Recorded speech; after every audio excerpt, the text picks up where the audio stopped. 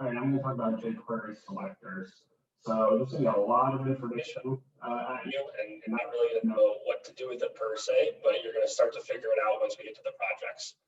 So just bear with me and try to just get a general understanding in your head of what this stuff might do. And then once you start doing the projects, it'll make a lot more sense.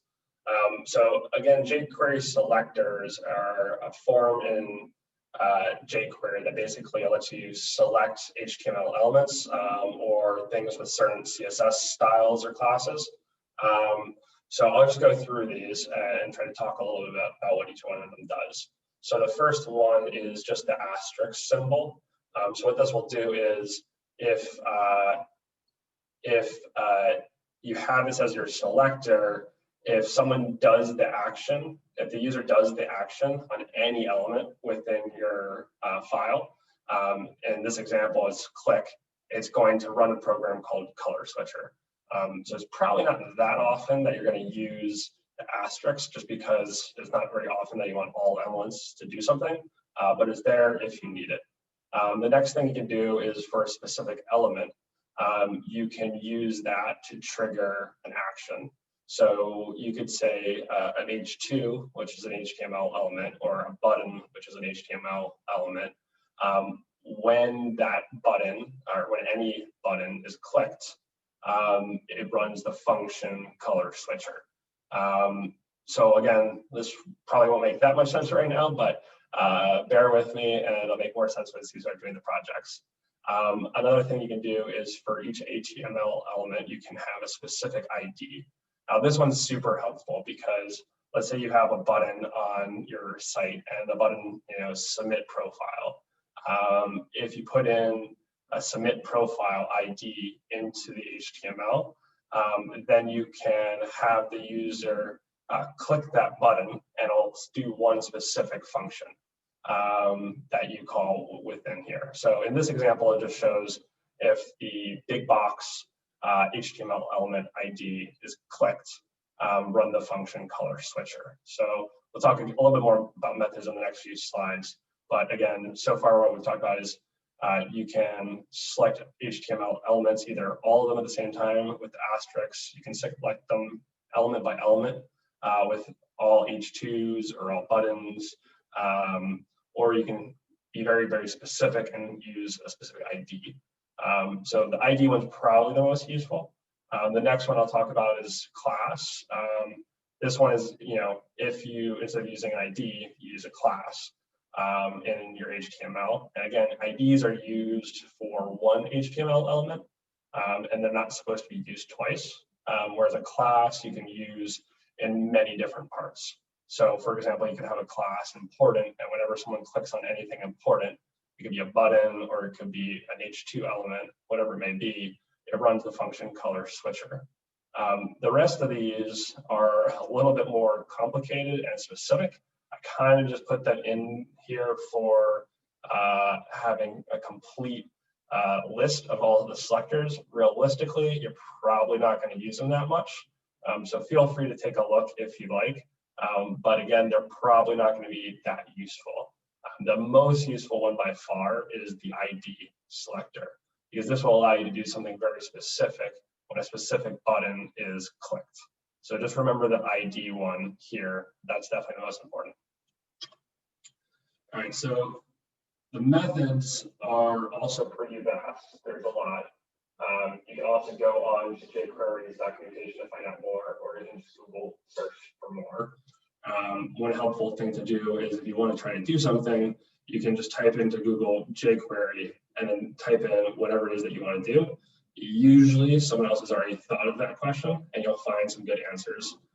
You can use sites like w3schools.com or Stack Overflow are pretty good sites that if you Google search something and you see one of those sites come up on the feed or on the search results, it's likely that one of those websites might have a pretty good answer to get you what you're looking for.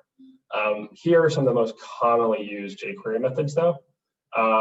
So I'll go through some of these, and as you can see here, the selector I use for all these examples is an ID.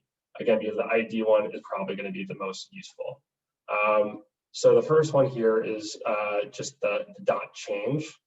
So this is kind of useful more for like checkboxes. So if you have a bunch of checkboxes on a page, whenever a user does anything to the checkbox, either checks it or unchecks it, it'll run this line of code. And specifically, it'll run the function prog1. So this one is really useful. Followed only, maybe even click might be even more useful. And this is just very, very simple. When something with an ID is checked or is clicked, I'll run the function edit program. So this is going to be really useful if you're creating like a submit button or a play again button or any of those types of things. So definitely remember how to use the .click and remember the ID selector. If all you remember out of all this jQuery is the line 2 here, which shows using the hashtag ID for selecting an ID and the .click parentheses function, that will get you a lot of, I'll provide you a lot of help and give your program a decent amount of functionality as is. So make sure you remember that one. The next one here is the .val. So this will just allow you to get the value of an element and or set the value of an element. So this is useful if you want to change what the user is seeing. Let's say like you have a grocery list, for example, and you want to add an item, you can change the text in a table using this method. So this is pretty helpful. The .text message is pretty similar. It just changes the actual HTML text. So this is a little nuanced versus the .val method. .val is a little bit more useful for like an input, whereas the .text is a little bit more useful for like if you want to change like what's the content of a paragraph or something like that. Next up is the .css method. So this will allow you to change the format of an element. And the way this this syntax works is you first put in the CSS property that you want to change, and then you do colon what you want to change that property to. So in this example, you're changing the background color to yellow, but you can also change the font size to 12 pixels or whatever it is that you want to do.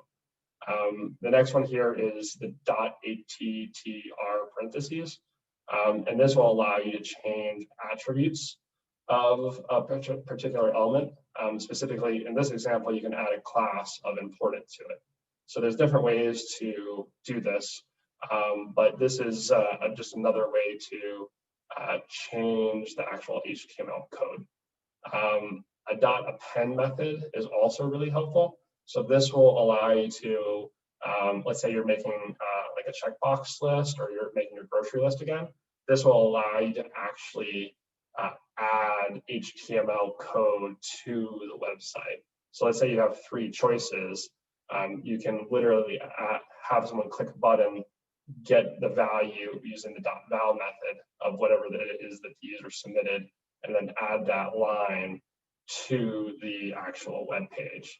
So this one's super helpful as well.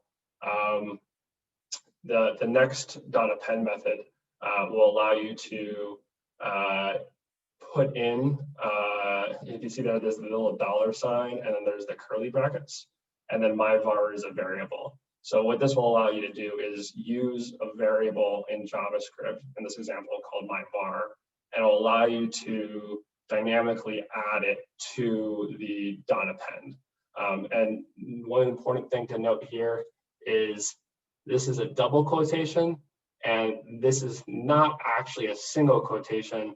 It's basically like a backwards quotation. I'm not exactly sure what this symbol is called, but just remember this one's a little different. You don't actually have to use this. I'll show you another way in some of the projects of how you can dynamically add variables to it, but this is just one of the syntax options. The next one is .remove. This allows you to actually remove an element. And then the final one here is the .on method. So this one's similar to the .click method, but can be useful sometimes when the .click method doesn't work for whatever reason. And I'll get into a little bit more detail later on in some of the projects as to why this will be the case sometimes. But just remember in the back of your head, There's going to be times when the .click method doesn't work, and the .on method is basically a workaround. You don't necessarily have to memorize this, but at some point when you're coding, you might run into one of these errors. Instead of spending a bunch of time Googling it, just try to remember that this might be an error or a problem later on. So again, this is some of the most commonly used jQuery methods. It'll allow you to identify an HTML element and take a value from the user input, or change a list or items in the HTML and dynamically do stuff with HTML. So these are a bunch of different methods. It'll make a lot more sense once we start getting into the projects, but I just want to show you them here so that you start to get a sense and a feel for what they are. And then when you start the projects, come back to these methods and reread through the definitions so that you can try to figure out how to actually build what it is that you're trying to build. All right, these are a whole bunch of different additional methods. I'm not going to go through all these in detail, but just quickly read through them. That way you know they exist. There's a ton more jQuery methods out there that exist. You can Google search for a full list. Again, if you're trying to do something that you think jQuery might be helpful for, just Google jQuery and then whatever it is that you want to do. And again, anything where you're trying to have the brains of your program talk to the front end of your program, the HTML and the CSS, jQuery probably has a method to help you do it.